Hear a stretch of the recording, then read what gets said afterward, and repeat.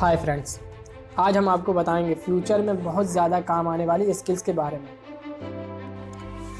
हम सभी लोग जानते हैं कि आने वाला दौर टेक्नोलॉजी का दौर होने वाला है और फ्यूचर में हमारे रोज़मर्रा के काम रोबोट्स करेंगे।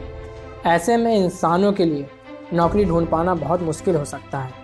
तो हमें चाहिए कि हम ऐसा कुछ सीखें जिनकी फ्यूचर में बहुत ज़्यादा डिमांड होने वाली है। तो बिना वक्त गवाए चलिए जानते हैं इनके बारे में। अगर आप अभी एक स्टूडेंट हैं और आगे चलकर नौकरी पाना चाहते हैं तो आपको इनमें से किसी एक स्किल को सीखना बहुत ज़रूरी है। हमारी लिस्ट में जो स्किल सबसे ऊपर है उसका नाम है क्रिएटिविटी, यानी रचनात्मकता। क्रिएटिविटी के बारे में यह अनुमान है कि यह फ्यूचर में बहुत ही इम्पोर्टेंट स्किल साबित हो सकती है, क्योंकि रोबोट्स कुछ जगहों पर हमारे कामों की स्पीड तो बढ़ा सकते हैं, लेकिन वह इंसानों की तरह क्रिएटिव नहीं बन सकते। यदि आपके अंदर यह सलाहियत है कि आप विचारों को सही जानकारी के साथ जोड़ सकते हैं और उनसे कुछ नया बना सकते हैं, तो आप एक क्रिएटिव पर्सन बन सकते हैं। हमारी लिस्ट में जो स्किल दूसरे नंबर पर है उसका नाम है कॉम्प्लेक्स प्रॉब्लम सॉल्विंग, यानी बहुत ही जटिल समस्याओं को सुलझाने का हुनर। यह स्किल सीखना शायद किसी इंसान के लिए सबसे कठिन साबित हो सकता है, क्योंकि समस्याएं हमारे जीवन में, जॉब में या बिजनेस में कहीं भी आ सकती हैं। और अगर आप इन समस्याओं को सॉल्व करने का हुनर जानते हैं तो यह आपको नौकरी पाने में और ज़िंदगी के किसी भी मोड़ पर आपका साथ दे सकती है। अब हम चलते हैं अपनी फ्यूचर की सबसे ज़्यादा काम आने वाली तीसरी स्किल की तरफ, जिसका नाम है क्रिटिकल थिंकिंग, यानी ऐसी चीज़ों के बारे में सोच पाना जो आम इंसान की सोच से परे हो। एक क्रिटिकल थिंकर होना आने वाले अगले 5 सालों में बहुत ही इम्पोर्टेंट स्किल साबित होगा। अपने तर्क और विचार का प्रयोग करके किसी मुद्दे या विवाद या किसी चीज़ के फ़ायदे या नुकसान के कई हल ढूंढ सकते हैं।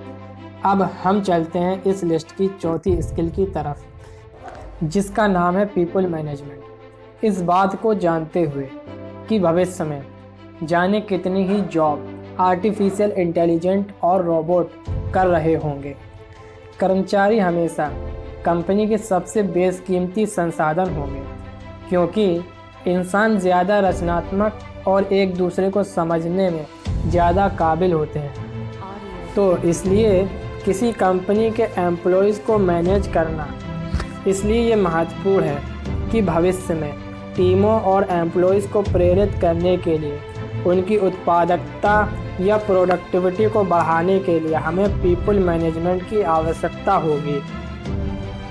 अब हम चलते हैं इस लिस्ट की 5वीं स्किल की तरफ, जिसका नाम है कोऑर्डिनेटिंग विद अदर्स, यानी दूसरे लोगों के साथ तालमेल बिठाना। किसी भी प्रोजेक्ट पर काम कर रही टीम के लिए यह बहुत ज़रूरी है कि उसके जितने भी लोग काम कर रहे हैं उनके बीच एक अच्छा तालमेल हो, तभी काम सही ढंग से हो पाएगा। और अगर दूसरों के साथ तालमेल बैठाने के हुनर को सीख जाते हैं तो आपकी नौकरी कोई भी नहीं छीन सकता। अब हम चलते हैं अपनी 6वीं स्किल की तरफ, जिसका नाम है इमोशनल इंटेलिजेंस, यानी भावनात्मक बुद्धि, यानी भावनाओं की समझ और इसका दूसरों से बात करने के लिए, संघर्ष को ख़त्म करने के लिए सकारात्मक तरीके से इस्तेमाल। इमोशनल इंटेलिजेंस भविष्य के उद्योगों की उच्च मांग में होगा।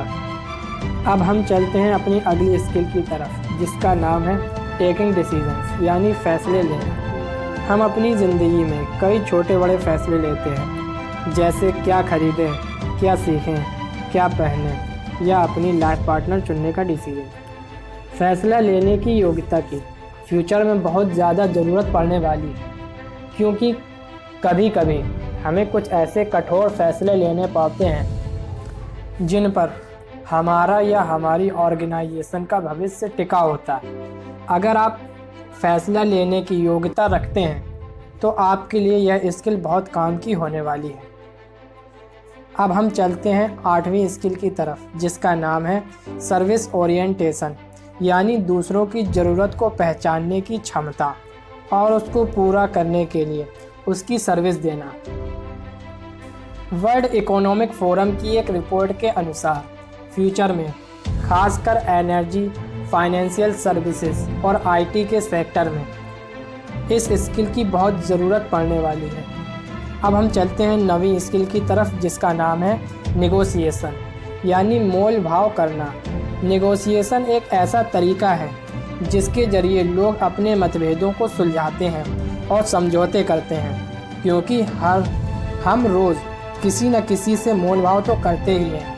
हो सकता है कि आपके अंदर यह स्किल पहले से मौजूद हो, तो आप थोड़ी सी मेहनत करके एक प्रोफेशनल बन सकते हैं। अब हम चलते हैं अपनी आखिरी स्किल की तरफ, जिसका नाम है कॉग्निटिव फ्लेक्सिबिलिटी, यानी संज्ञात्मक लचीलापन, जिसमें दो अलग अलग अवधारणाओं के बारे में सोचने और एक साथ कई अवधारणाओं के बारे में सोचने की क्षमता को कॉग्निटिव फ्लेक्सिबिलिटी कहते हैं।